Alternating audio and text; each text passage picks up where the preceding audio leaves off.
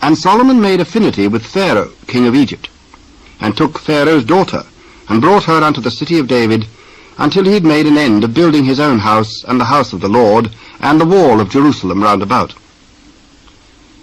Only the people sacrificed in high places, because there was no house built unto the name of the Lord until those days. And Solomon loved the Lord, walking in the statutes of David his father. Only he sacrificed and burnt incense in high places. And the king went to Gibeon to sacrifice there, for that was the great high place. 1,000 burnt offerings did Solomon offer upon that altar. In Gibeon the Lord appeared to Solomon in a dream by night, and God said, Ask what I shall give thee. Thou hast shewed unto thy servant David, my father, great mercy, according as he walked before thee in truth, and in righteousness, and in uprightness of heart with thee. And thou hast kept for him this great kindness, that thou hast given him a son to sit on his throne, as it is this day.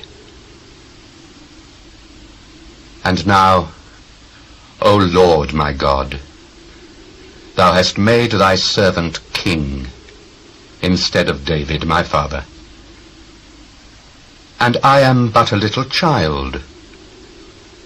I know not how to go out or come in. And thy servant is in the midst of thy people which thou hast chosen, a great people, that cannot be numbered nor counted for multitude. Give therefore thy servant an understanding heart to judge thy people, that I may discern between good and bad. For who is able to judge this thy so great a people? Because thou hast asked this thing, and hast not asked for thyself long life, neither hast asked riches for thyself, nor hast asked the life of thine enemies, but hast asked for thyself understanding to discern judgment, behold, I have done according to thy words. Lo, I have given thee a wise and an understanding heart, so that there was none like thee before thee, neither after thee shall any arise like unto thee. And I have also given thee that which thou hast not asked, both riches and honor, so that there shall not be any among the kings like unto thee all thy days.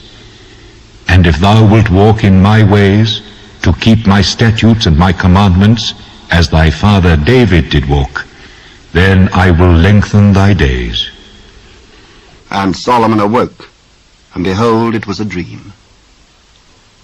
And he came to Jerusalem, and stood before the ark of the covenant of the Lord, and offered up burnt offerings, and offered peace offerings, and made a feast to all his servants. Then came there 2 women that were harlots unto the king, and stood before him. And the one woman said, O my lord, I and this woman dwell in one house, and I was delivered of a child with her in the house. And it came to pass the 3rd day after that I was delivered, that this woman was delivered also, and we were together.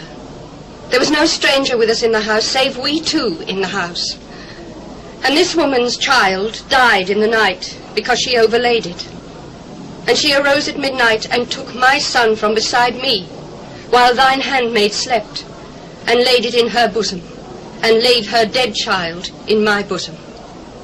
And when I rose in the morning to give my child suck, behold, it was dead. But when I had considered it in the morning, behold, it was not my son which I did bear. Nay, but the living is my son, and the dead is thy son. No, but the dead is thy son, and the living is my son. Thus they spake before the king. Then said the king, The one saith, This is my son that liveth, and thy son is the dead. And the other saith, Nay, but thy son is the dead, and my son is the living. Bring me a sword. And they brought a sword before the king. And the king said, Divide the living child in 2, and give half to the one, and half to the other. Then spake the woman, whose the living child was, unto the king, for her bowels yearned upon her son.